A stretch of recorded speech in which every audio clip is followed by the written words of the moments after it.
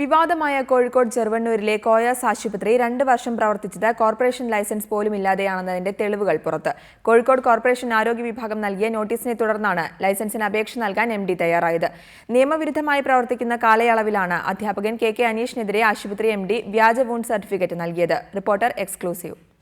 2011 കോയാസ് ആശുപത്രി പ്രവർത്തിക്കുന്ന ചെറുവണ്ണൂർ നല്ലളം ഗ്രാമപഞ്ചായത്ത് കോഴിക്കോട് കോർപ്പറേഷനിൽ ലയിപ്പിച്ചത്. എന്നാൽ 2013 August 8 corporation health officer Koya's ആശുപത്രി MD M. ഹസൻ കോയക്ക് നൽകിയ നോട്ടീസാണിത്.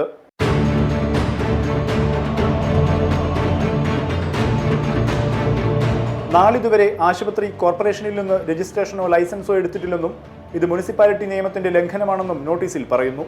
നോട്ടീസ് ലഭിച്ച ഉടൻ ആശുപത്രി MD കോർപ്പറേഷന് അപേക്ഷ നൽകി. സെപ്റ്റംബറിൽ കോർപ്പറേഷൻ രജിസ്ട്രേഷനും ലൈസൻസും നൽകുകയും ചെയ്തു.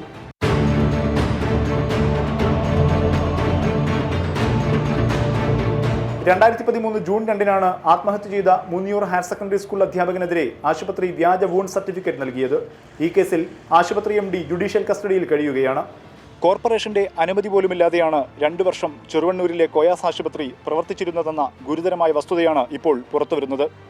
അഥവാ അധ്യാപകൻ KK അനീഷിനെതിരെ വ്യാജ വൂണ്ട് സർട്ടിഫിക്കറ്റ് നൽകുമ്പോൾ ഈ ആശുപത്രി നിയമവിരുദ്ധമായാണ് പ്രവർത്തിച്ചിരുന്നതെന്ന് വ്യക്തം. KM Shaheed, reporter, Kozhikode.